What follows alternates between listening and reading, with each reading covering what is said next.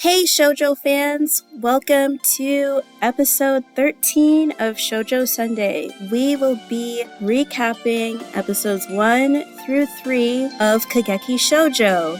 Let's dig in. 私の心があらモードベイビー I'd make you more than happy けどゆっくりしようね Brain freeze ご注意できるかな Handle me 高すぎカロリー Sugar 以上甘い Feeling with you next to me baby おかわり Alright, so here is our soft serve summary for Kageki Shojo episode 1, Beneath the Cherry Tree in a Rain of Petals. A Tale of Two Girls. We meet Ai Narada, a former member of an idol group called JPX48, at a subway station. She's running away from her male fans when she runs into her uncle named Taichi. We learn that she's applying to be part of Koka School of Musical and Theatrical Arts to become a stage actress. It's an all-girls school for an all-female troupe, and she's quite keen on joining and getting away from men, although Taichi seems to be okay in her book. We also meet Sarasa Watanabe. She's a tall, graceful girl that lives with her grandpa Ken. She's boisterous and bright and immediately attempts to befriend Ai once they are both at Koka during the admission announcement. Out of 200 applicants, only 40 are accepted, and Sarasa and Ai are part of the 40. Post them taking photos at a cursed cherry blossom tree, they become roommates. At the end of the episode, during their military seminar, Sarasa announces her desire to play Lady Oscar in Rose of Versailles for Koka's troupe, meaning she wants to be a top star. And that's our summary, you guys. So, as for theme, Gianna, do you have a theme? I kind of have a theme. I feel like it's more of a theme of the entire show. I've never seen the show, but this is what I'm guessing could probably encapsulate the whole thing. So, this episode really shines a light on the immense pressures and perfectionism aspiring idols and performers face. And that's kind of just what I had. Yeah, I think that that's perfect. Oh, thanks. Yeah, I think that that's perfect. It just speaks to, especially from the few episodes that we've seen, it definitely speaks to just how much these girls are going through to be part of this school. Yeah. Another theme that I had was that there's more to a person than what meets the eye. Oh, I really like that. Yeah, so I feel like that could technically, I feel like it just applies to both of our lead girls. Definitely. To Ai and Sarasa. Yeah, so let's get into Sprinkle on Top. So, I said that the cherry blossom tree, I feel like it symbolizes a lot. Despite the fact that there is this curse that anybody that gets near that tree or under that tree is not going to be a top star, I feel like it was really more of a gauntlet being thrown. That, like, yeah, this tree, it might symbolize something to other people, but I feel like it could also be a catalyst at the same time. At least in Sarasa's perspective, like she wants to break that curse, which I don't know if I'm reaching too hard for that to be a sprinkle on top, but that's what I had. Do you have sprinkle on top? I do feel like something about that curse is going to come back around. Yeah. And I'm really interested to see how, if it's just them breaking the curse, or if maybe there was no curse at all, and it's just something that there was a rumor, or maybe going under the tree was actually good luck, and people said it was a curse, so nobody would do it. So that's what I'm wondering. Right. Yeah. I do have a subtle sprinkle on top, I guess. And it's a very Giana sprinkle on top. So, I means love, obviously. This is a shoujo. She better fall in love. That's all I'm gonna say. Oh, okay. I mean, I would like to, but I don't know if we're gonna see. I have some thoughts. Well, maybe there's different types of love. Maybe platonic. Maybe. Yeah. Well, okay. Yes. I mean, if it's gonna, if it's gonna go into Yuri territory, you know that we're here for it. I've had very gay thoughts watching this show, and you'll all hear about it.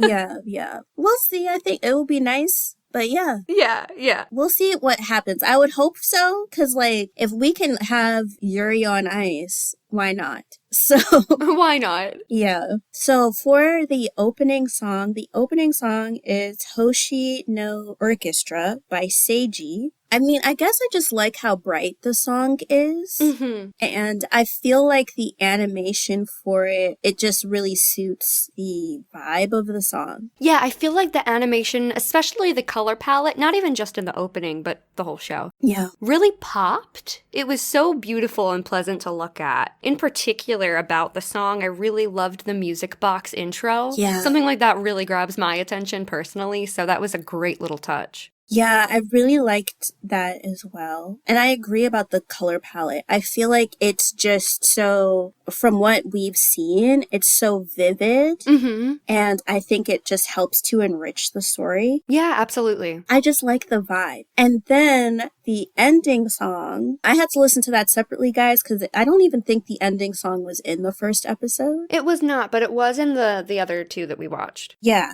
So the ending song is Hoshi no Tabibito, and it's sung by the voice actresses of Kageki Shojo. So our lead girls. So the voice actress for Ai and the voice actress for Sarasa, they're the ones that sing it. I love that. That's great. I love that too. I didn't realize, I mean, until I was like, you know, like sleuthing around to figure out like the meaning behind the song. I didn't know it was them singing it. So I thought that that's a really like nice touch. Especially with it being a show about performers. That's really amazing. Yeah. So that, unless you have another sprinkle on top, that's the only ones that I had. No, that's all for me. Okay. So let's get into Floats Your Boat. So right off the bat, I am low-key a history buff, you guys. I was actually like part of like History Honor Society when I was in college. Ooh. I just love that in starting this new anime, we are getting all of this added information about theater in Japan, like live theater in Japan. I thought that was so cool. The amount of world building that was in this episode, I feel like it's something to be applauded because it's like we're touching on historical aspects. We're getting into character personalities and stuff. Because of the fact that I love history, I just love that we're like getting to learn more about theater. Yeah, I really understood the stakes of how important it was to a young girl who wanted to perform. Like how high the stakes were to get into that school and what each of the starring roles meant. And it was just a very well executed beginning of a show. Yeah, having the show be about theater, it really intensely like reminded me of my love for Glass Mask by Suzu Miyuchi. It's like a classic shoujo anime with like a little like daddy long legs element, but basically like we have a lead girl that wants to be this actress. That's her biggest dream, and she goes through all of these different obstacles just to make this dream happen. And so it just reminded me of that. And then on top of it, I think the fact that this show is paying so much attention to Rose of Versailles, I love that as well. And I feel bad because, Gianna, have you seen Rose of Versailles? I haven't. I'm such an anime noob. No.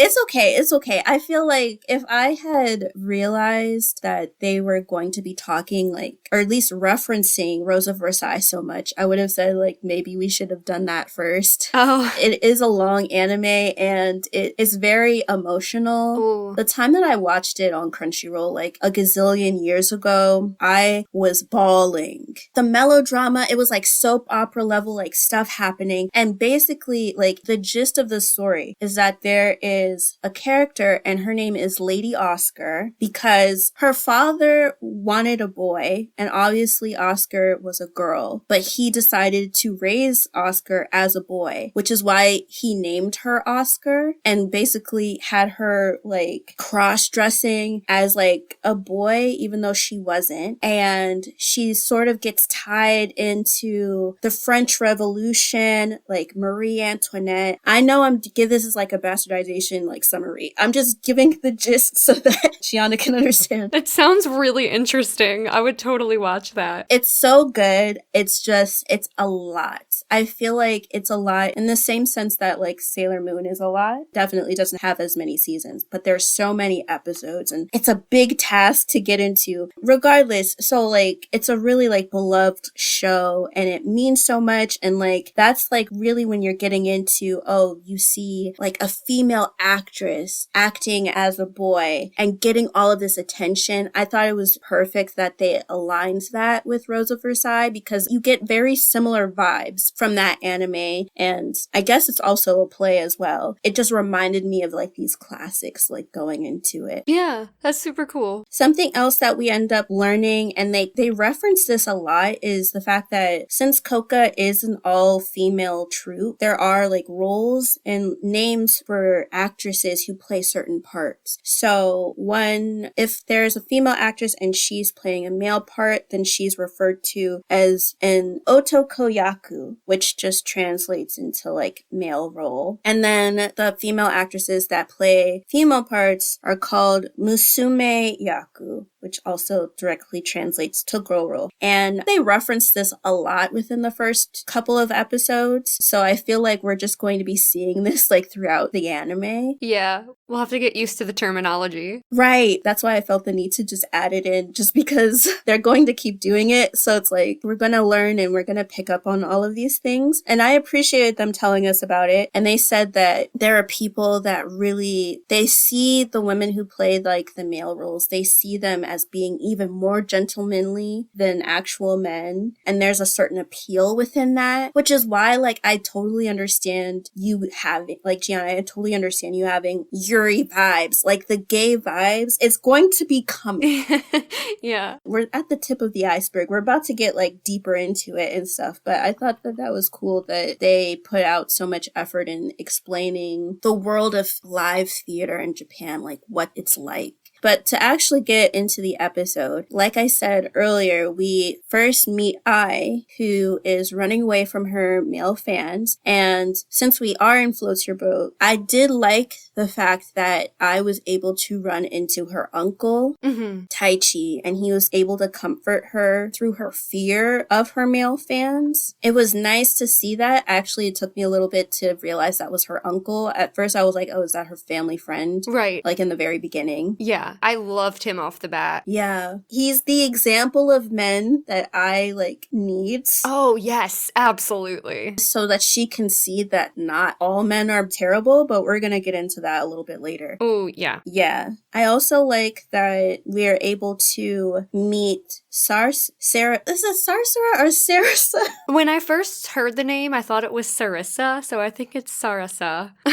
Sarasa. Okay. And you know what? I'm also trash because, guys, I love Basara by Yumi Tamura, and the lead, the female lead, her name is also Sarasa. Oh. And I just don't even know how I pronounced that in my head because I was reading it. But anyway, I love that we get to meet her and we just see that the people around her are so bright. So we like see her grandfather and everyone's congratulating him on the fact that she was able to be admitted into Koka. And we see her actually sharing the admission news with her grandmother because her grandmother had passed. So she went to her grave to like go and share it. And I thought that was such a sweet thing to see. Yeah, that was really touching. When we go to the audition day, we learn that Taichi is actually a ballet teacher at Koka, and he's standing on like a balcony with the other teacher whose name I already forget. I think it's Ando. Ando? Okay. So they're standing up on that balcony and they're looking around kind of like saying, oh, this girl is this, and talking about like their family connections and their performance experience and stuff like that. But one thing that Taichi said that resonated with me was,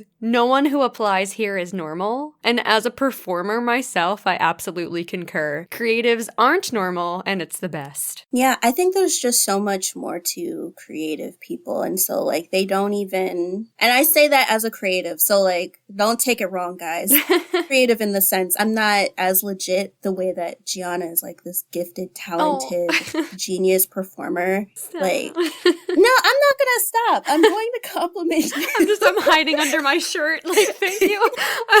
I am by no means talented in that way or whatever. I do have a slight creative sense. So I feel like creatives don't even think the same way as regular people. Yeah, sometimes I'm annoyed with myself, with my creative brain, because a normal thing could happen. Like, I could look outside and it's just like, I don't know, like this time of night in the summer right now, it's like 7:36. I could look at it. It's like, oh, yeah, it about looks that time outside. But with me, it's like the sky looks like a painting and the way the shadows are, it's just so beautiful. It, like, nothing can be normal. Yeah. I mean, same. To be like, can you smell when rain's coming? Yes, absolutely. Okay, great. Because I remember I think someone on Twitter was talking about it. It was just like, oh, I think people who say that are weird. And it's like, no, like. There's a feeling in the air. There's a density There's a feeling. the I don't know, the humidity. We can feel it. We can sense it.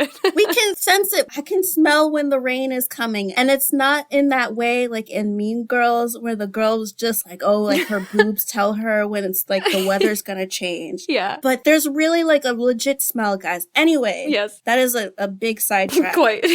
Yeah, so creatives are different. And I would say when it comes to that scene, I really like that the animation, they chose to do exposition in that way. So it's like, oh, okay, we're learning about who some of these students are and why they're important or who they're connected to through these teachers talking to one another. Yeah, I liked that. That was a good way to do exposition. Yeah. I do have one more thing from the audition. Okay. Okay, look. There were some extremely gay vibes under that cherry blossom tree. The way I was looking at her, like, her long, lithe limbs, like, okay, you're checking her out fully.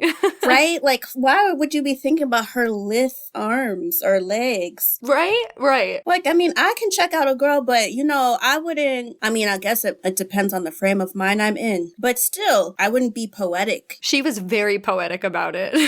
Yeah. Oh, that's pretty much it. The only other thing I had in Floats Your Boat was I just loved the predicament that they're roommates. I thought that was hilarious. Yeah. Because Sarasa, she is just this charismatic, bright person. And I guess because maybe since she grew up in a smaller town, like with her grandfather, like she's just really more honest about what she feels rather than like hiding how she feels about things. She's just upfront with it and maybe not as quick on social cues. So it's like clearly you can tell that Ai is antisocial. She's not trying to talk to anybody. And Sarasa does not let that stop her. She's just like, oh, you can put up this little screen, but I'm gonna poke my head under it and be talking to you. Yeah, especially because they're roommates, she really wants to make that effort to get close to Ai. So it's really adorable. Yeah. The last thing that I had in Floats Your Boat was about Sarasa and the way that she announced that she wanted to be Lady Oscar for a Coca review.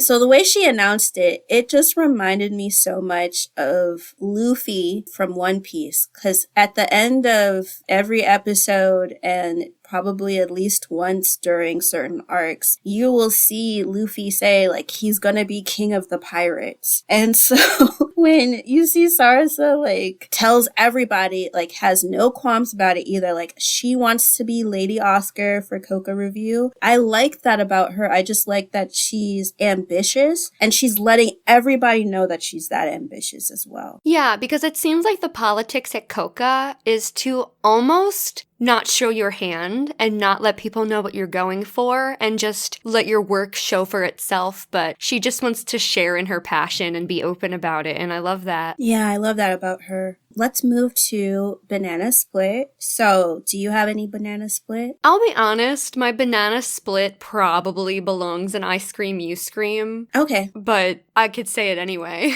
So, there was that bit where they were working with that military captain. Yeah, oh. And... yeah. And I really appreciated the way I stood her ground and said, I don't appreciate being touched, Captain, when he went out and like touched her shoulder without asking first. But his reply, I hated. He's like, I can't even hug my granddaughter anymore. These days you have to be careful not to offend anybody. And then immediately sort of low-key offended Sarasa, and he's like, you're a tall broad, aren't you? Because she's 5'10". And again, I appreciated her response. No hesitation. That's kind of offensive, sir. Yeah. And at least in that 0.25 seconds, he thought to ask before he shoved her, so it's almost like he kind of learned something from these girls. That's why it's banana split, because they stood up for themselves, and he actually learned to ask before touching someone. Yeah. I had what he said as hot fudge for me. Yeah, because it's awful. Yeah, but I'm glad that I stood up for herself as well, and that Sarasa, she also was just like, yeah, what you just said is sexual harassment as well. She also caught him up too, so it's not, I feel like in that way, even though she technically wasn't doing this, I feel like she also backed up I at the same time. Yeah, and it's like she was on that same wavelength, like, I'm not going to take his bullshit either. Yeah, so I liked that. Mm-hmm. For a banana split, I had that I didn't know how to feel about I being recognized on the subway. Yeah. First off, since she had her headphones on her ears, if I have my headphones in, and I think just in general, as women, I mean, it doesn't even have to just apply to women, technically. I guess it could apply to anybody. If you don't want to talk to random strangers or people, you just put your headphones in, and normally people don't talk to you because they just think that you wouldn't hear them. Yeah. Yeah, and so there have been plenty of times, especially when I was living in the DC area and had to go on the metro a lot, where I would put headphones in and I wasn't even listening to anything. I just did it because I didn't want to talk to random people. So in seeing I being recognized, I was just like, oh, if you just sort of held it or kind of ignored that guy, you could have just played it off you didn't hear him. I would have just played it off in that sense. Yeah, so would I. Yeah, I just think the reason I didn't know how to feel about it is just because, one, I feel like at least that guy in particular, I don't think that he meant any ill will at all. He was literally just was watching it and then noticed her. And so it's just I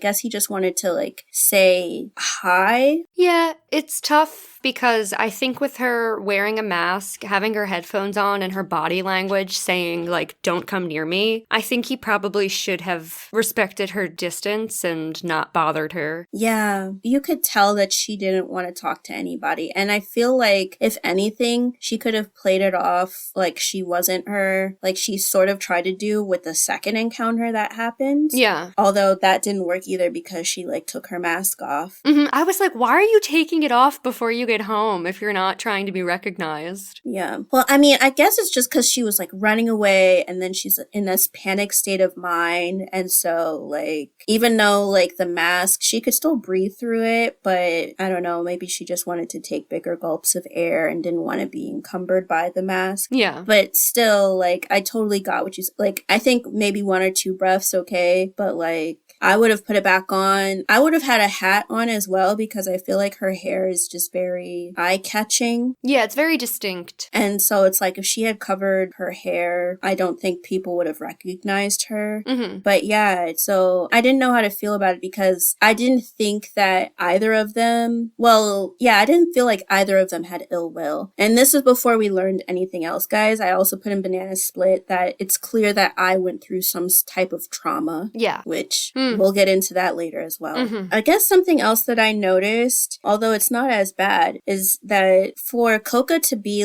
this famous all-girl school for a famous all-girl theater troupe, there are a lot of male faculty, or at least a lot more than I thought there would be. That's an interesting observation. I didn't even really think about that, but you're right. Because it's you see the principal, the homeroom teacher, I's uncle, the military man. So I was just there's a lot of men. Not that they can't teach them, but I was just I was questioning it. I was just okay. Yeah. Yeah.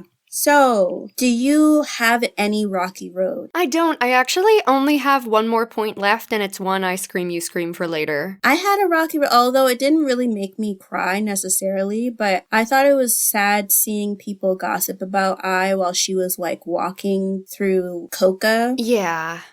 Well, they were waiting for the announcement thing. I was just like, they can't whisper, or maybe just wait till she's like not around to be blatantly talking about her. I just thought that was a lot. Yeah, very bold of them to do it right in front of her. Right. Okay, so now getting into Hot Fudge. So for Hot Fudge, I did not like the fact that the media was at Coca's admission event at the school, because I don't really know, and obviously it's not like I know the laws in Japan, but when it comes to people reporting media here, unless a guardian's permission is given, or unless like the student is like a public figure, there are laws against media taking photographs of minors. And even though like these girls, some of them come from like famous families, there are a lot that don't. And so I didn't like the fact that the media was there, because why are they taking pictures of minors and like announcing it? They could very well just announce that certain people were accepted into the school. Like, I feel like it's a breach in privacy. Yeah, I do agree. Although I don't think that they're all minors, because in episode 2, I believe, when they meet the older students, the one girl says she's 20 and she's a second year. So I don't think it's like you have to be a certain age only to start there. I think it's like maybe a range of ages. Right. But either way, it's still an invasion of privacy. But yeah,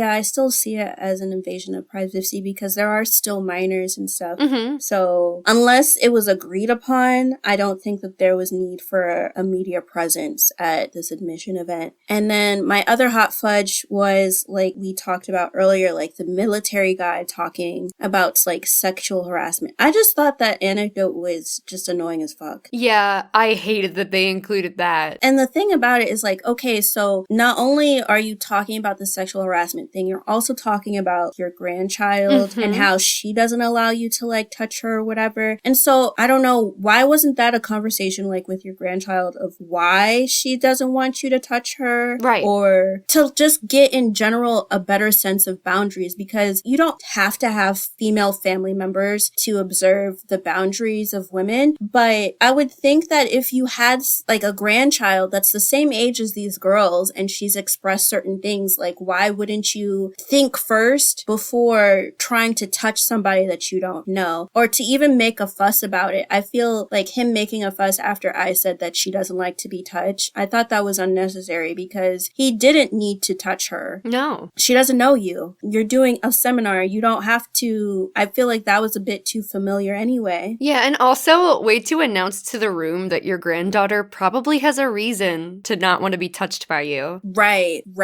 And I mean, I'm glad that with Sarasa that she also like further educated him about it, to the point where he did ask if it was okay if he could like push her and stuff. But still, it didn't give me good vibes, especially after I noticed like how much male faculty was at the school. I was just like, oh, so now we have to see this, but okay. Yeah. So now Ice Cream You Scream are dislikes. Okay, so I guess mine Ice Cream You Scream deals with the cherry blossom tree situation. What is yours about? Mine is eyes cancellation. Oh, yeah. Yeah. You know what? Yeah. I got canceled. That's the word they used. Kicked out of JPX and had to resign as an idol because she called a male fan a creep when it seemed like he was like overstepping his boundaries and maybe touching her when she didn't want to be touched. You can't just reach out and touch a famous person. That's a person with boundaries. And she called him a creep for doing it. So she got kicked out of JPX for that. Yeah. I don't even know how to quite fully unpack it because that's ridiculous. And I feel like any normal society wouldn't cancel a person over this. I feel like this is a horrible example of how a person could get canceled, because it's usually not the case when it's something so justified. Right. And this is a legitimate concern because I feel like I watched a YouTube video about this like a couple weeks ago, and I don't remember the idol group, but there was a Japanese idol group, and this guy was obsessed with one of the girls that was part of this group. And he was angry at her because she had stopped like responding to his messages, because he was determined to like marry her. He would buy super expensive things and try to give them to her. Ew. He would go to all of her concert stops. He was always around, and she just didn't want to be involved with him. And so then it switched from him being like obsessed with her and like he wants to be with her type of way into like a violent thing. And so he ended up following her at one point and then stabbing her multiple times. Oh my God. Yeah. And so then she had to like go get all of these surgeries. She had to leave the group. And he went to jail, but I feel like he's out now. He's either out or he's about to get out. Even though, like, literally, it's like attempted murder. Whatever sentence he got, it wasn't harsh enough. Yeah. In my opinion. And he's like either about to get out or he's already out, which is so scary. It's terrifying. Yeah. And so to see this, it's like, okay, having a legitimate stalker situation with idol groups, like that's real. But I feel like even if they're doing meet and greets, there should be security. Yes. Why does an idol have to touch a fan? And clearly from what we saw in the episode, he wasn't letting go of her hand, which is why she called him a creep. Ugh. I don't like that either. I don't like the fact that they punished her for standing up for herself. Yeah. I think that that's like crazy. Once you started talking about it, it reminded me of that. Episode 3 especially reminded me of that. But like I said, we're going to get into it. So one of the ice cream you screams that I had was about the cherry blossom tree. So them talking about this tree and the superstition that this tree had, we see Taichi and Ando Sensei talking about it during the admission event where they see all of these students. And so they're all watching Ai and Sarasa like take pictures under the cherry blossom tree. And so I'm just like, okay, well, if you have this sort of superstition about this tree, why didn't you take the shit down? Right. Replant it. Just let people be cursed. Right. Like y'all just go ahead and be cursed. Or why don't you like have a little sign that's there that says something? Wait, I love that. Just like a little wooden sign, and it's like, this tree's cursed. Don't stand under it. Right. Like, you know, like the beware dog sign, like beware of this tree. It's the most least threatening thing in the entire universe. Beware the cherry blossom tree. Right. Just beware of it. Like, you're not going to get what you want. Oh. But honestly, if you can't take it down, put a sign up. And all of those people just standing back and watching, I just never liked that type of response from people. From what we've seen in the shows we've been reviewing, is just people watching things happen and not saying anything about it. Yeah. Yeah. That gets on my nerves. But still, just take the shit down or put a sign up. Like, I just don't get why they would allow something like that to happen. And then y'all are just thinking all of this extra stuff to yourself. And meanwhile, people are just having a good time because it's a pretty tree. Mm-hmm. Yeah. Yeah. The last ice cream you scream that I had is about Ai. So I just didn't like how she was talking down about Sarasa to Taichi. And I felt that she was being over dramatic about the room thing. Like, oh, change my room. Yeah. The thing about it is that Taichi even explained her background to her to just be like, yeah, you know, like she comes from like a more country area. It's just her and her grandpa. And she's just this bright person. And so I feel like when you're roommates with somebody, like at that point, you just have to tell them like, this is where I'm coming from, or this is the type of person that I am. Like you just kind of go over general things, like stuff about yourself so that people can understand. Like I feel if she just articulated who she was or like what she likes or dislikes to Sarasa, then Sarasa would take note of that sort of thing. If you told her, like you can't just expect her to pick up on whatever bad juju or bad vibes or or whatever social cues that you're putting out when she just wants to be friends. Yeah, it might take her a while to adjust because she seems like she's very in her own ways sometimes, Sarasa, like the way she oversleeps and always has to be woken up and stuff. But I'd like to think if I was honest with her, maybe they would be able to work out something instead of just immediately trying to put up a curtain between them. Yeah, I think just having an honest conversation, it would have been fine, but she's just very dramatic. Yeah. But yeah, so that was episode 1, guys. Let's get into episode 2, Those Who Long to Cross the Silver Bridge. So here is our soft serve summary. The first year students meet the second year students and get assigned their advisors for the year. Ai gets potential mean girl Hijiri as her advisor, while Sarasa gets Risa as her advisor. We learn that Sarasa might be too tall to play Lady Oscar as she wants because Lady Oscar cannot be taller than the character Andre. But Risa tells Sarasa that the reason she can't be Oscar is due to the cherry blossom tree curse. So Sarasa lets her know that nothing will stop her from achieving her dreams, including superstitions. And then later we see Ando Sensei, the homeroom teacher for the first year class. We see him having the class introduce themselves to one another, and then they go off to visit the Koka Theater backstage. So they are able to look at costumes, they meet some of the workers there, and during this time, Sarasa walks off to the actual Koka stage, the legitimate stage, you guys. From there, a spotlight is shined on her, and Ai admires Sarasa's stage presence. We then learn that the sliver of stage that's in the front is called the silver stage, where only the absolute top actresses get to step on. So, themes. Giana, do you have a theme? I do. It might be a reach, but I have. Though people may struggle to understand your uniqueness, do not try to stifle it, because it's what will lead you to where you're supposed to be. Just magnifique. Chef kiss. Yes. Chef kiss. Mwah. Yes, perfect. Thanks. I just said superstitions don't stop dreams. Oh, I like that. Yeah. Yeah. As for sprinkle on top, I just put that the stage creates moments of transformation. Oh, I like that. I don't have any sprinkles on top. I'm sure there's something to be seen in whatever the silver bridge is, but yeah, I couldn't really quite string it together, so. No, it's fine. I mean, even what I said, I feel like it could have doubled as a theme, to be honest. But the stage, I feel, or at least from what we see, as soon as Sarasa stepped onto that stage, she low-key had this magical girl transformation from being in her uniform to then suddenly being in a play with her makeup on and her wig. So that's why I said that, but we only get to it at the end of the episode. It's not like it was a prevalent thing throughout it. Yeah.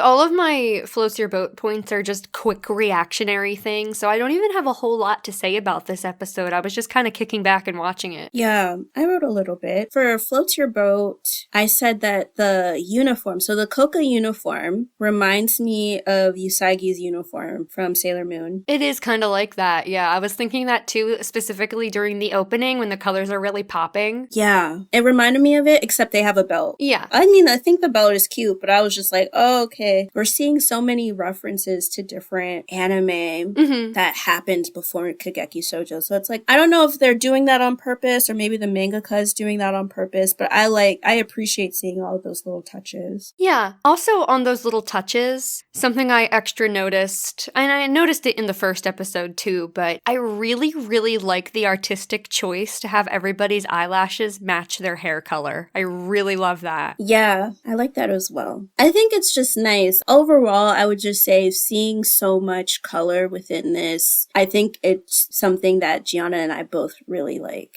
Okay, so Sugimoto is the first year class representative, and I appreciated the fact that she went and woke Sarasa up so that they wouldn't be late for their meeting with the second year students. Yeah. Because I was not trying at all. No, I thought that was so funny though.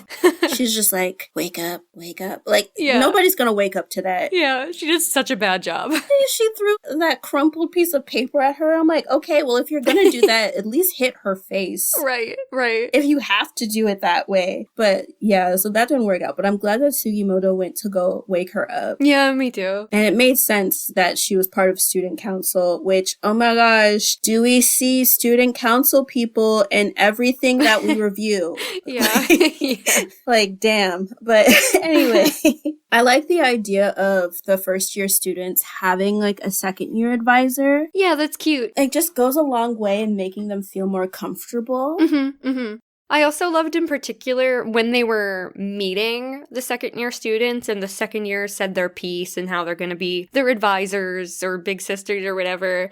And all of the first years bow to say thank you in sync exactly the way Sugimoto said. But Sarasa instead is like, that's so awesome. Thank you. Just out of sync with everybody. And I loved that. She's just so fun. Yeah, I feel like she stands out like no matter what's going on. But it's just really endearing. It is. I also like the fact, and I had to look this up, guys, because you know that when they talk about height, they do it in centimeters. And like, I don't know that. So Sarasa is actually 5'8". Oh, can I make a confession? Oh, okay. I was watching this in English because it was just easier to take notes that way. And in the English dub, they say she's 5'10". Oh, okay. So I took the centimeters. Okay. I took the centimeters from the sub, guys. And so it was like 174. But okay. She says she's about 5'10", so somewhere in there. That works. Yeah. Well, either way, she's tall as hell. Damn. Okay. That is 3 of me. Yes, I'm 5'2" and a half, so that is very taller than me. Oh, okay. Well, you're taller than me. I'm 5'1". Oh. We're tiny little Sunday shop owners. Right. We're going to be looking up at Sarasa together. Yeah, we'll have to make, our storefront and our counter will have to be so it's not too tall for us to work. Yeah. But yeah, so I thought that was interesting. It's like, oh, okay, she is very tall. Definitely taller than most people. Yeah. And the next thing that I had, it's actually a jump to Sarasa's conversation with her advisor, Risa. Okay. So I don't know, do you have any floats your boat? I think mine might be before that. When they're introducing themselves in class, it's very quick. I just loved Sarasa's personal introduction because she just veers off on a personal tangent and overshares, like, the way her cat's nose twitches and what her grandfather does for a job. And I just loved that so much. Just the way everyone was like, I'm formally trained in ballet and I gave it up so I could come here to Coca. And she's like, my cat's nose twitches and it's really cute. Yeah, and she's just so open. And I feel like even if these people are like so confident and talking about their reason for going to Coca, I think that I wish there were more students that were like Sarasa. Yeah. Like, I know she's supposed to stand out, but like there should be more girls that are like, I want to make friends and this is going to be like my new life and you should know more about me. Like, she's such an open book. Mm-hmm. I wish there were just more people that appreciated that about her. Yeah, me too. Yeah. So Sarasa and Risa, they meet up and she is telling Sarasa that she has to like clean up this room and use like this tiny brush to clean the windowsill and like to get the grout out of like the floor and all of that, which I mean, that is a separate segment about how I felt about it. And then also part of like Risa's argument or what the stuff she was saying to Sarasa is definitely in another segment. But what I liked about that scene was the fact that Sarasa like stood up for herself because she said in the first episode that she wanted to play Lady Oscar, which meant that she wanted to be a top star because only top stars are able to play like lead roles in that way. And Risa, at first you think it's like some sort of mean girl tactic that she's like, oh, you can't be Lady Oscar, and it pissed me off. But then she like talks about the logistics of it because Sarasa Sarasa is so tall that it would mean that the person who plays Andre, which is like another character within Rose of Versailles, would have to be just as tall as her, if not taller. And she's the tallest person. So like technically for now, it can't happen. Not that it couldn't happen in the future, guys. Just at that moment, it couldn't happen, I guess. But instead of telling her that, Risa tells her that it's because she took pictures under the cherry blossom tree. And so Sarasa's just like, that superstition is like rubbish. I'll prove that it means nothing. And she directly said that there's no such thing as absolutes when it comes to can it or can't.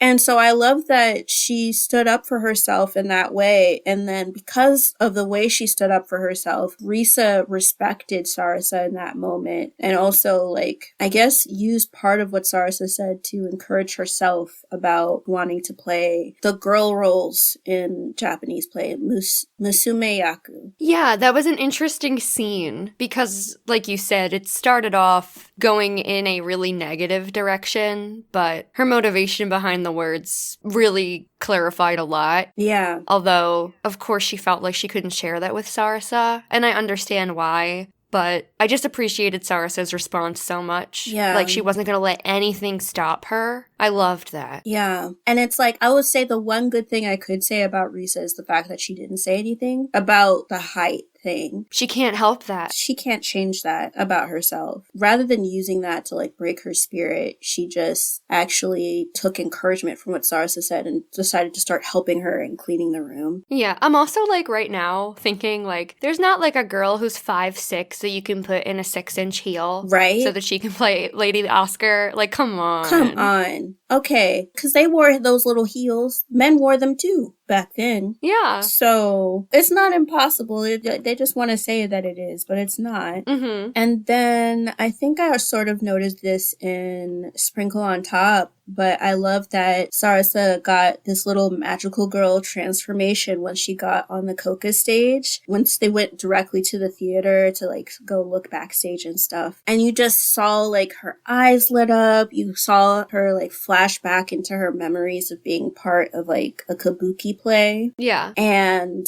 I think just seeing that, it was just really sweet to see that hint of like, I don't know. I just love the references to other anime that we're sort of seeing within this one. Yeah, and just seeing her light up with passion and excitement for being one step closer to her dreams being realized was really, really nice. Yeah. And then they put the spotlight on her. Yeah. Although they didn't know that it was her, but they put the spotlight on her and I was just like, yes, do that. Yes. And also, hear me out. I being like, Sarasa's stage presence was dazzling. Gay. Little gay. It was a little gay for me. I mean, I feel like, I don't know, because it's like, yes, but like, I is mean right now. But no, the thing of it is, it's like she doesn't realize it's gay yet. She doesn't realize that it's gay, but it is. Yeah. Yeah. It's like before you realize, you know, like, I don't know. That makes sense to me because like you'll have thoughts and then like 3 years later it's like, oh no, that was a gay thought. So I'm wondering if that's what's happening to her right now. Like she can't help but look at her and stuff. But yeah, like just how poetic. Yeah. She is always so poetic about Sarasa when she starts complimenting her in her head and she's not talking shit. Yeah, talking about the stars in her eyes. Come on. Right. That's all my floats your boat. That was all my floats your boat too. Do you have any banana split? No, I actually just have a couple ice cream you scream points. Banana split, although I guess this could technically be ice cream you scream, I didn't like how people were just harping on I about being an idol. Yeah. Okay, we get it, you know. Right. The way the one girl, I'm gonna eventually get everybody's names. When I first start watching a show, it takes me a hot minute to remember everybody's name. But the one girl in her class, after I made her introduction, and she's like, that is so not all. After I was like, that's all, and she tried to sit down. Like, she obviously doesn't want to talk about her time in JPX. Like, it's obviously painful for her. Why put her through it? Right. And I feel like if she wanted wanted to say it, she would have said it. But for her to be like, that's not all, it's like, okay, great. The petty in me would have been like, I'm glad you Googled me. Right. Like, it's nice to know that I occupy that space in your mind. Right, because if she wanted to say that, she would have said that. And then she just got up and then she talked about it. But when she did talk about JPX, she said that she was kicked out. Yeah, and that's painful. Right, which is painful. And I'm just like, yeah, that's why she didn't want to say it. And then she talked about like her mom being an actress, which I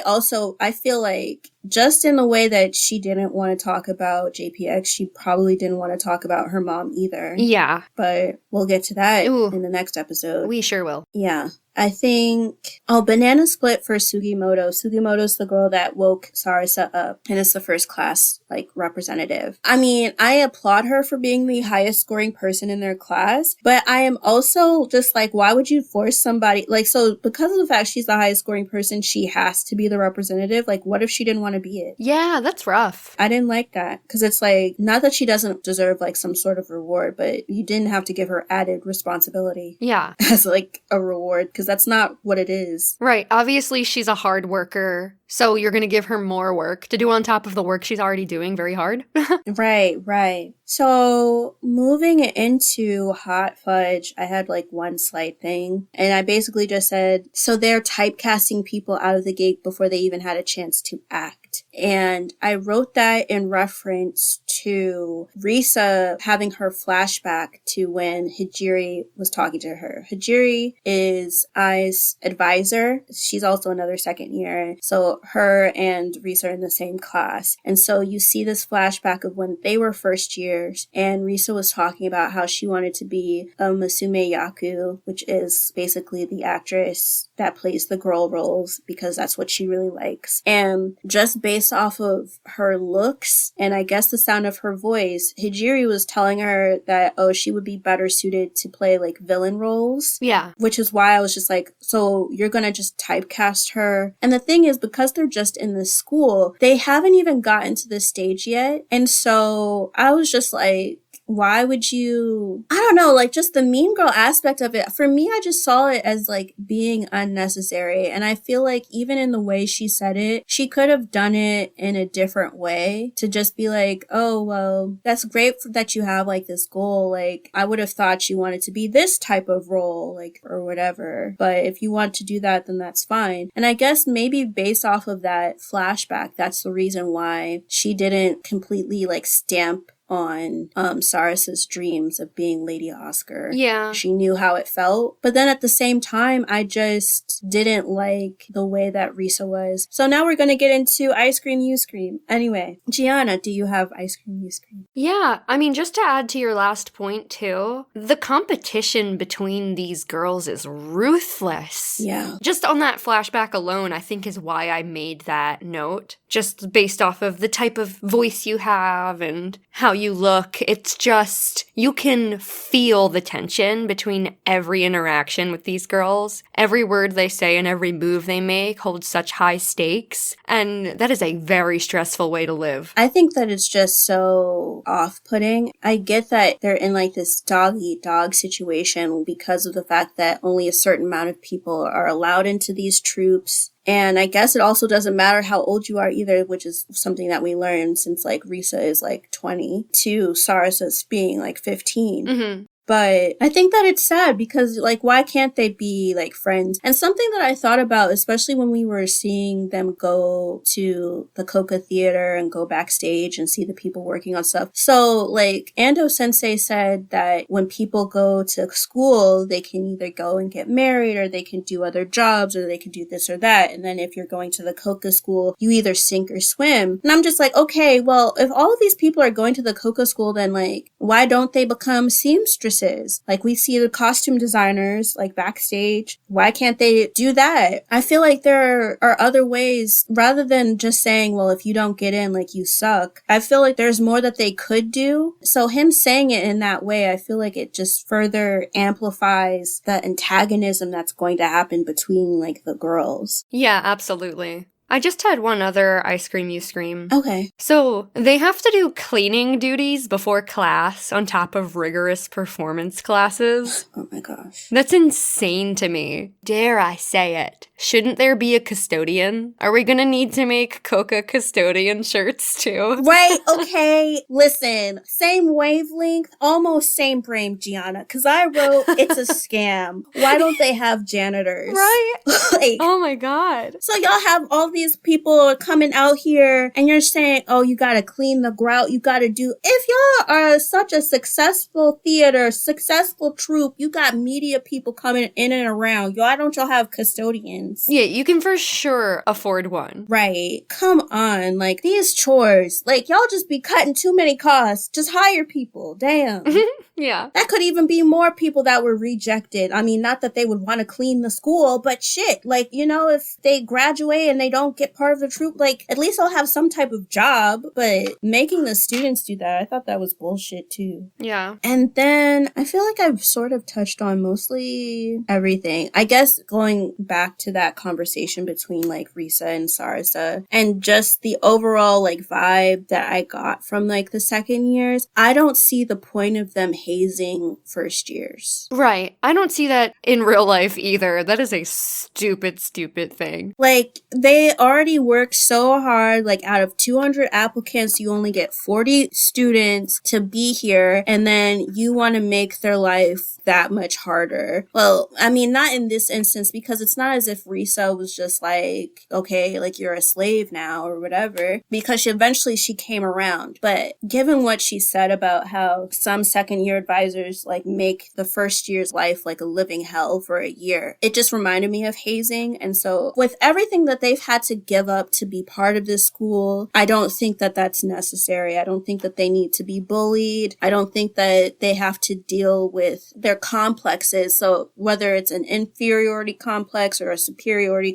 I don't think that that's necessary. They're just here to learn. Yeah, there's no need. It's so stressful on its own. There doesn't need to be any added stress. Yeah. Okay. All right, guys. So we're going to get into Kageki Shojo episode 3, The Teddy Bear. We are issuing a trigger warning. This episode and this recap, we are going to be talking about the fetishization of young girls, sexual harassment of young girls, parent and or guardian not believing a victim's story, and persistent stalking. If this is something that you are unwilling to hear or you don't want to get into it, please come back to us next week. Do what is best for your mental health. We're going to make sure to actually put the contact information for Rain in our show notes for anyone who needs it. So that is our trigger warning. Let us get into a soft serve summary, which, guys, this is coming from Wikipedia because so much happened with this. I didn't know how I could spin this into something with other words. So this episode reveals Ai's past and the lies she had to put up with, including the teddy bear her mother, an actress, says is from her father, but he's not in the picture. The episode also gets to the root of Ai's hatred for men, namely sexual harassment from her mother's boyfriend at a young age, which scarred her during her junior high years. Her joining JPX 48 is supposed to have been a means to escape men, but is proven otherwise. Meanwhile, her stalker arrives at Koka's school because he found out where she was and he's getting closer to her location. So that is our summary. Gianna, do you have a theme? I do.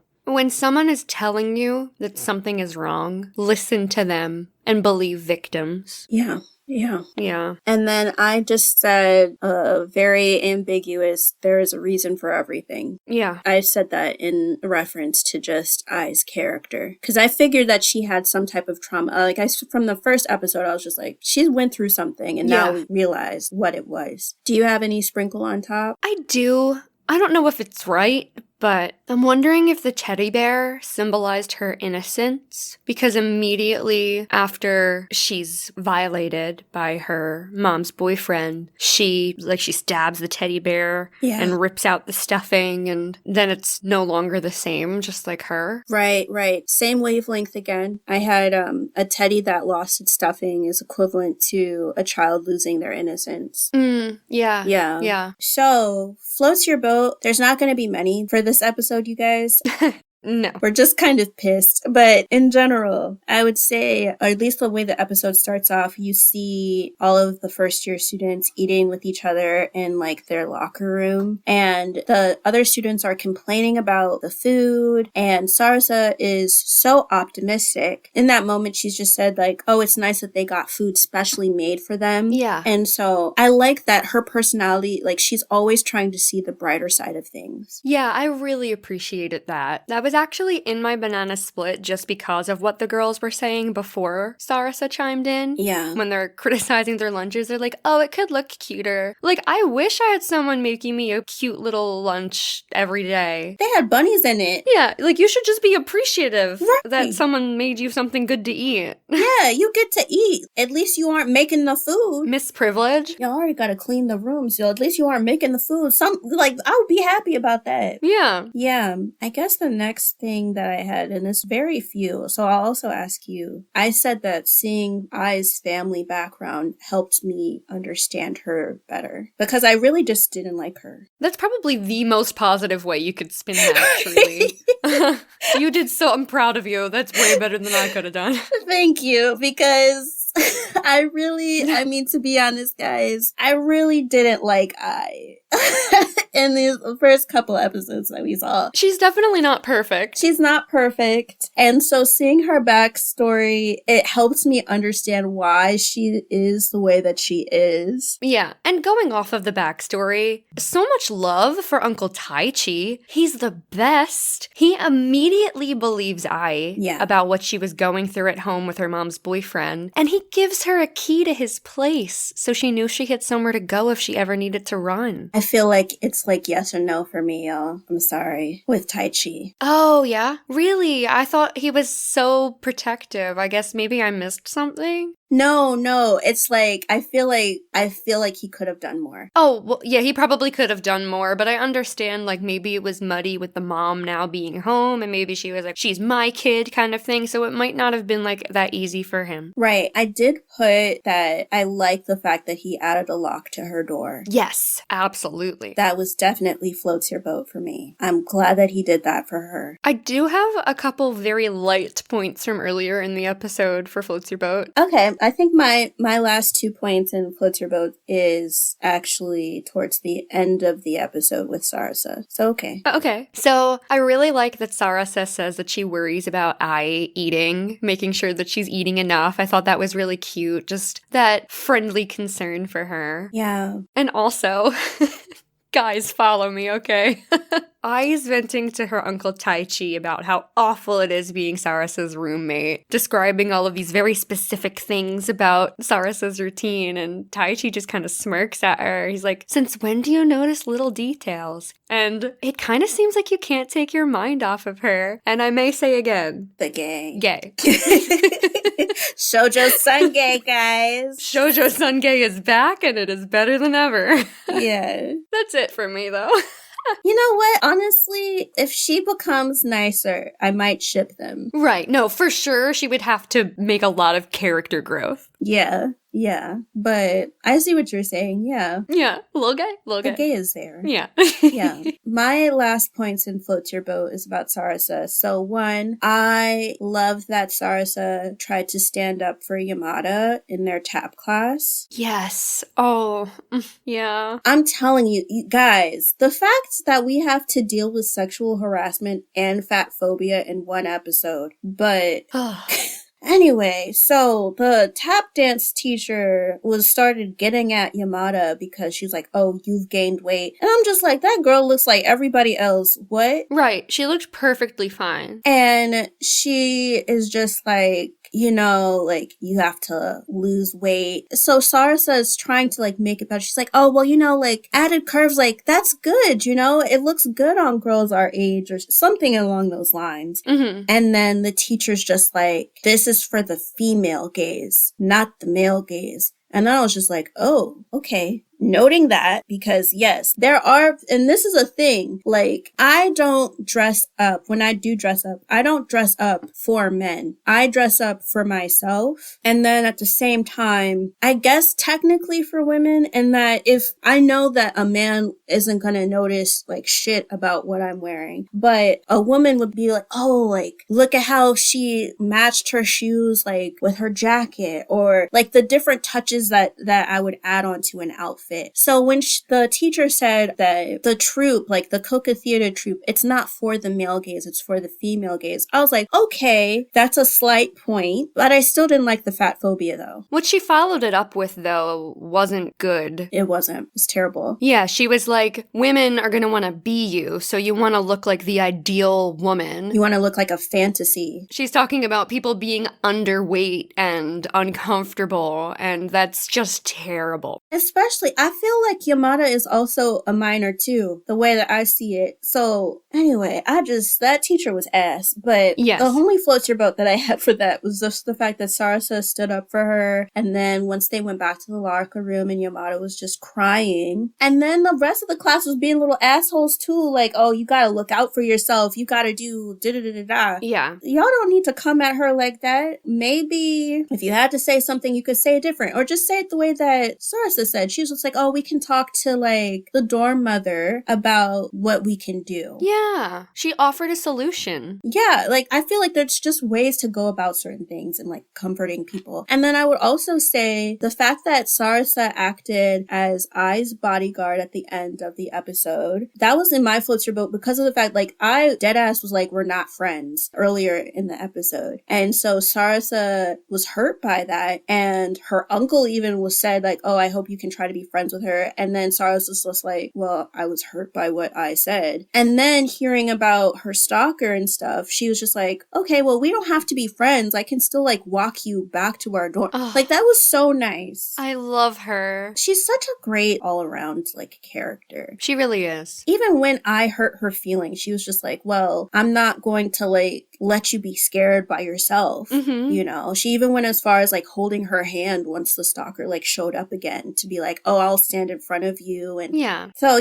that was the last of Floats Your Boat. Do you have any banana split? No, I already covered it. Okay, so Rocky Road, do you have any? I probably should have put stuff in Rocky Road, but I was just so angry by everything that it all just ended up in some weird hot fudge ice cream you stream amalgamation or whatever the word is for that. Amalgamate? Oh god, Yeah. I don't know big words right now. No, it's okay. It's all a combination, all mixed together. Yeah. Hey guys, really quick, it's Editing Giana here. I wanted to just confirm that the word is amalgamation, which means the action, process, or result of combining or uniting. So I did get it right. I was correct. Anyway, back to the show.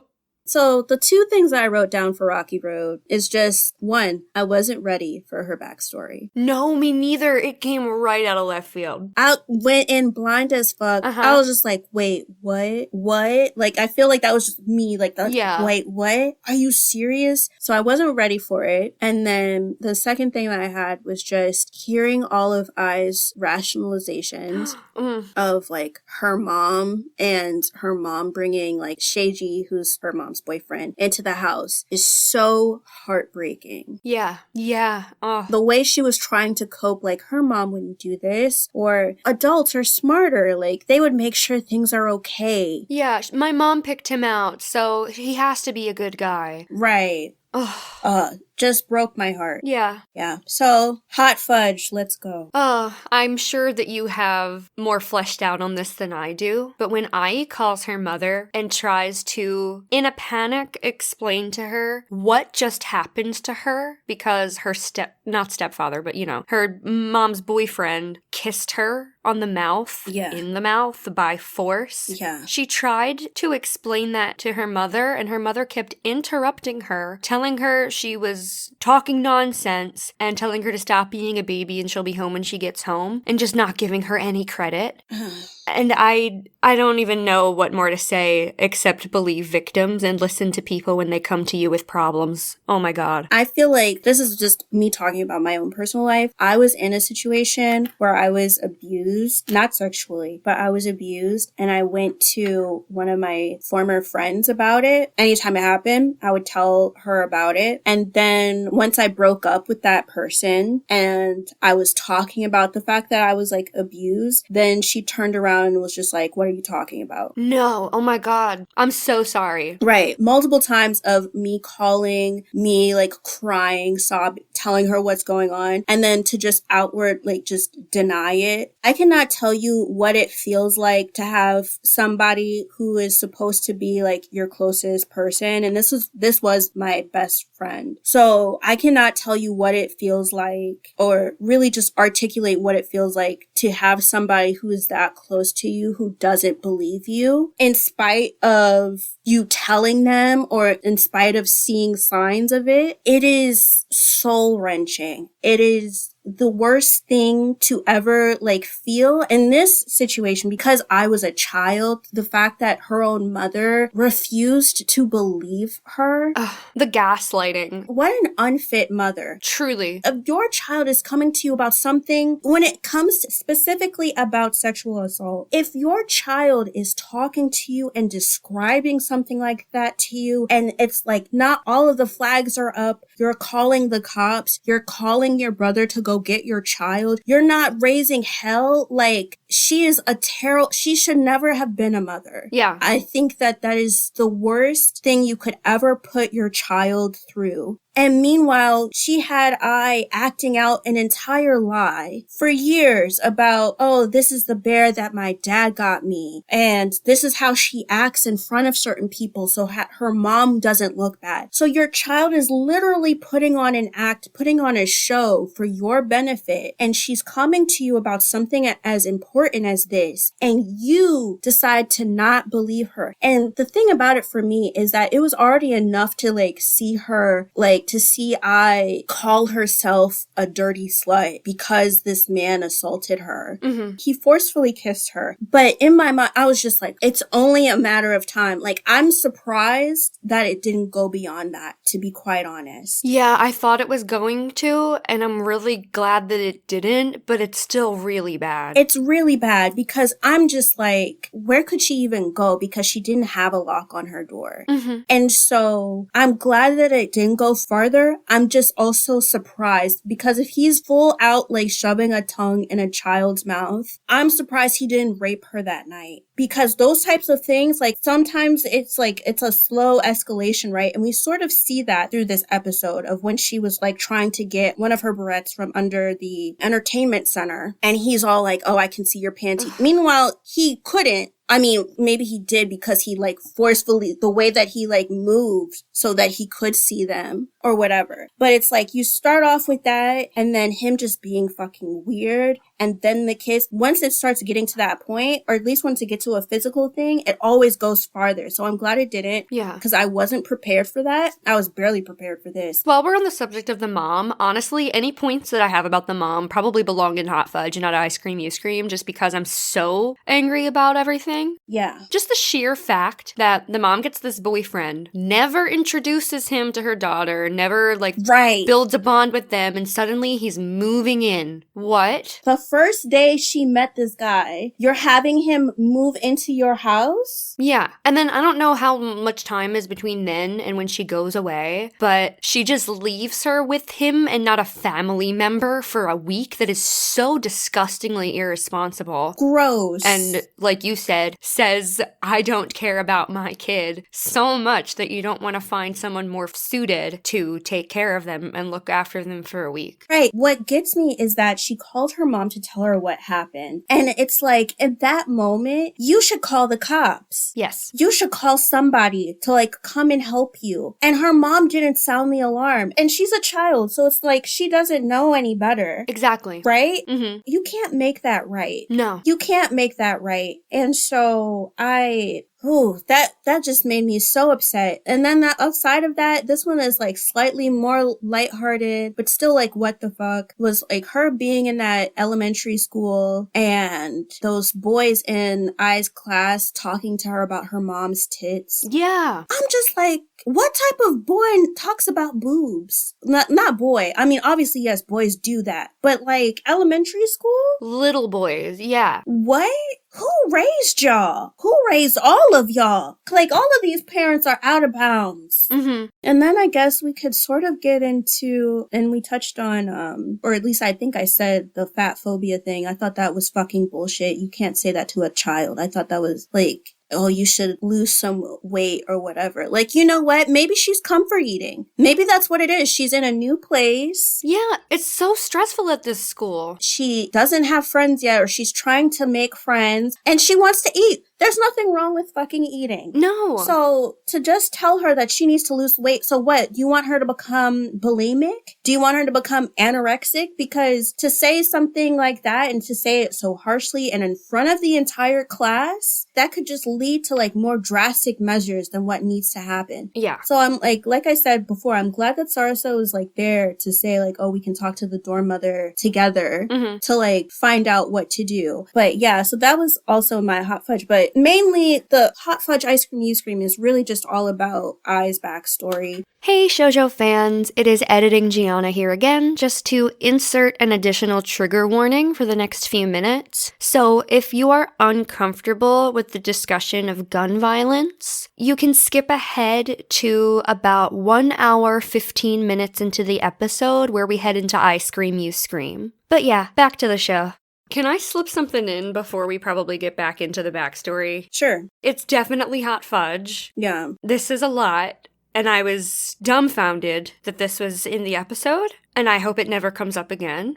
I absolutely 1,000% understand Ai fearing or disliking men in general after what she went through, but she daydreams about gunning them down. And that's horrifying and not okay. And I truly hope that is never revisited. And you know what? The thing about it is that in Japan, right, people can't just have guns. They aren't allowed. You literally have to be a cop. And then if you aren't a cop, you have to go through like so many different tests and like permissions and stuff just to have a gun, which I guess I'm not going to get into too many tangents, guys. I'm sorry. But real life example is the former prime minister of Japan was like assassinated like 2 weeks ago because somebody made a homemade gun and just killed him. But it's like he had to make it. It's not the way it is in the US because here people get gunned down in schools and all it's terrible. I mean, politics, it's terrible. I don't ascribe to, not just me, Gianna, like Shoujo Sundae doesn't ascribe to gun violence in any way, shape, or form. Yes. And I understood where I was coming from, but like you said, she needs therapy. Like, oh my God. Yes. That's something else that I put in I Scream, You Scream is the fact that she needs therapy. And so that's like another failure on her family's part of like, why didn't you put her in therapy? I mean, I guess we can't even say shit because her mom still lives with that fucking boyfriend that assaulted her child. Yep. There's so many things that is just wrong with it, but I feel like what you said is right. She doesn't need to imagine killing men with like a machine gun. Yeah. Because of the fact that she went through something very traumatic. And I feel like her uncle should be enough of a testament to say that not all men are like that, you know? Right. Even in the daydream, she's like, but not Tai Chi. So like, there's an example that there are good men out there. And maybe this fantasy shouldn't be happening at all. It shouldn't be. I really hope there's some character growth for that, because that's so scary. It's scary, it's dark, and with everything going on in the world, it's definitely not something I was expecting to see. Me neither. I thought we were tuning into a funny shoujo about theater. Right. And then it's like deep shit. Like, yeah. God damn. Anyway, so getting into I Scream, You Scream, I guess honestly, this is just hot fudge I Scream, You Scream. It really is just an amalgamation. I swear. I'm going to find what the word is, I swear. think it is amalgamation, but still. I think it is. Yeah. Getting into that. So, first off, I wanted to know, like, does Japan not have emancipation like the way that they have it in the US? No idea. Because, like, emancipation is when a minor decides to separate themselves from their parents or a guardian for whatever given reason so that they can live on their own and, like, take care of themselves. And I feel like in Ai's case, that was definitely needed. And you know what? I feel like that's just goes to show, like, just how selfish her mom is. Because really, even Taichi, which we'll get into that because this is why anyway, even Taichi could have said she should call the police, you know, because if he did that to Ai, he can do that to other children. So he's literally a sex offender. Yeah. And you're not calling him because he's your boyfriend? What does he even do for you? Because her mom is an actress, right? So does he have a lot of money? But he's living with you. You're not living in his place. What does he do for you that you don't believe your child? And then now it's like y'all aren't even going to have him registered a sex offender because that's what he is. And y'all, I have so many feelings about this, like so much like rage, but I wish she could have gotten emancipated. I feel like I need therapy. And then to get into Taichi, because I had issues with him as well. And the reason why I had issues with him is because he sees Ai and she is hurt. She is traumatized. She had cut her hair. She ripped the stuffing out of her teddy bear. She wrapped her stomach with like bandages because since she's a child, she thought that since the boyfriend had tongue kissed her, that she was like pregnant. She's hiding under this blanket. She sees that it's her uncle and she tells him what happened. And so then Taichi and the mom get into this big fight. And for me, it's like, yes, Ai is not his child. But as the rational adult in this situation, he put a lock on her door and I appreciated him putting a lock on her door. I felt like he could have done more. I think that he could have fought to get custody of Ai since the mom was going to let that sex offender still stay in the house. That's my issue with Taichi is the fact that you just put a lock on that door like that man can't break the fucking door. You put a lock on the door. You gave her a key to your place. Yes, that was necessary. But it's just like at that point, if you saw that your sister wasn't going to let go of her sex offender boyfriend, at that point, you need to go to court to get custody of that child because he is also a party to child endangerment for not getting her out of that situation. He also didn't call the police either. Yeah, I do wish that he would have at least tried to get her out of the situation instead of sort of slapping a band-aid on it. Right. I mean, the way that it was, if I was I would have told her mom, since the mom didn't call the police, she grew up at least enough to know that what that man did was harassment. I would have just threatened the mom to be like, I'll call the police, I'll blow this up, and you're an actress, so you don't want to have negative press, that you have a sex offender boyfriend that assaulted me and you did nothing about it, just to even force her mom to give custody to Taichi. Yeah. But the thing is, I don't blame her in that situation because she's a minor and everything. Like, that's a lot to... Yeah, she's very young. That's a lot to think about. That's why I have an issue with Taichi. And then later on in the episode, we actually see that her stalker, so the guy that she called a creep, the reason why she even had to leave JPX48 is because she called one of her fans a creep because he wouldn't let go of her fucking hand. So that same asshole, like, through the media attention, see guys, it all links up because I said that the media being there at the admission thing was an invasion of privacy and there were minors present. And what do you know? So he got to see that I was going to Coca. So he literally goes to the school and he's waiting outside for her. How many hours waiting outside so he can talk to the same person that he clearly freaked the fuck out. And she freaks out. So then she runs back to the school. She runs to her uncle. This is the same uncle that saw her trauma, runs to that uncle, tells him what's going on. Sarasa says, oh, I'll walk back with you. And he was like, oh, like, thank you for doing that. That's also bullshit to me too. Okay, yeah, that did bother me, yeah. How your fucking niece can go and tell you that her stalker literally found her and you aren't the one that are walking her back to her dorm. Like, yeah, her roommate can do it, but you can walk both of them back because they're both minors. Yeah. And this is a grown-ass fucking man. And you didn't go and walk your niece back to her fucking dorm? Are you serious? Yeah, I was very confused why he just didn't do more. Because it's not that much effort to walk somebody home. He could have done that. He could have done that. And I feel like that just goes again to him just being overall lax. Giving her a key to go to your place, that's not shit. You should have fought for custody. When it comes to her running away from her fans and stuff, maybe you shouldn't play that shit off. She's clearly going through trauma. Why didn't you get her a fucking therapist? Then now this same stalker who got her kicked out of her group in the first place is following her and you didn't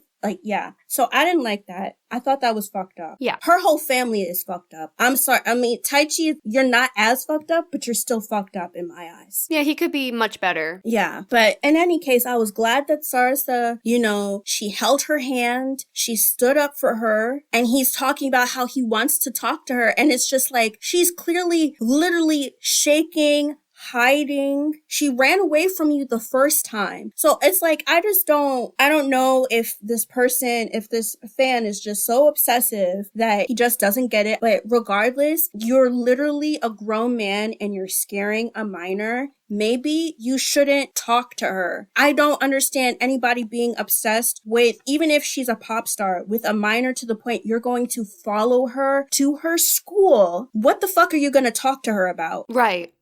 And then holding the bag, right? And it's like, she's clearly like scared. So why didn't you just set the bag on the ground? Here. Sorry. Yeah, and walk away. Walk away. No, this asshole's still holding it. And meanwhile, I just ran away again, which is the reason why it's like Taichi not fucking walking her in the first place was bullshit. But anyway, ran away again and left Sarsa to go and deal with this grown-ass man. Which, I mean, yes, she's like bigger than most, but so much. But yeah. She's still 15, yeah. Yeah, that's all that I had. Did you have anything extra? I'm sorry, I didn't mean to like take over that way. No, it's okay. I had a couple more points about the mom, but it's just reactionary and it's nothing we really have to get deep into. Just the awful lie as she's leaving. Not so much lie. Guilt trip as she's leaving, saying, I'm working myself to death for you, right? Before she leaves on that shoot. Yeah. Like, shut the fuck up. You're not working for anybody but yourself. And I'm so glad that I realized that her mom loved working more than her. Like, it's sad as all hell, but I'm really glad that she at least realized that so that she can begin to heal after having that realization. Right. The thing about it is like children don't ask to be born. So making them feel guilty for what you have to do to provide for them is fucked up because they didn't ask to be here. Yep. So you reminding them, oh, I'm working so hard for you. I'm doing X, Y, and Z for you. I'm putting a shelter over your head. I'm bringing food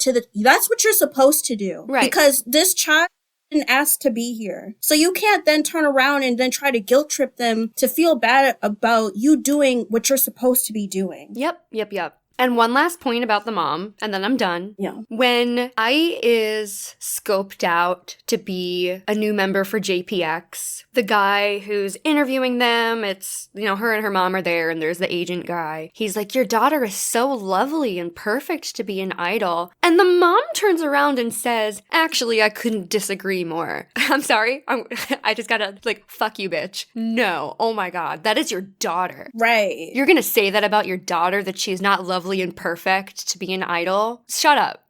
She is. Really? At this point, why didn't she get an abortion? If you don't want to be a mom, you didn't have to be a fucking mom. And here you are being one. And the way that I see it, even that meeting happening, obviously I didn't ask for that meeting. So he went through her mom. And so her mom's forcing her to be part of this meeting. And now you're talking shit about her too? Right. This episode was a lot, yo. It was so much. Yeah. Okay. Well, I know that was so heavy, you guys. We had to get through it, but that was episode 3 of Kageki Shojo, and this was episode 13 of Shoujo Sundae. Thank you so much for listening to us and hearing us rant and rave, especially about this last episode of Kageki Shojo. We're glad to be getting into a new shoujo anime, especially after Silent Voice. As much as we love it, as much as it is shoujo adjacent, technically it is labeled shonen. So going back into the realm of shoujo is needed. So we're glad to do it with this show, and we're happy to learn more about it. Anyway, I would like you guys to please make sure to follow Shoujo Sundae on your preferred podcast platform, whether that's Apple Podcasts, Stitcher, Podomatic, iHeartRadio, Audible, Amazon, wherever you listen to podcasts. Make sure to follow us and rate us 5 stars. So the more 5 stars we have, the more interested people will be in seeing what we have to say about shoujo anime and shoujo adjacent anime. Also, make sure to follow us across all shoujo. It is shoujo media. Right, shoujo media, yeah. Make sure to follow us across all social media. We are at Shoujo Sundae everywhere. And I am Chika Supreme. You can find me across all social media at Chika Supreme, and that is with a K, not 2 C's. Giana? I'm Giana Luna, and you can find me at Giana_Luna_ across socials, and that's Giana with 1 N. Okay, we will see you guys next week. Yes, we'll see you then. Bye. Bye.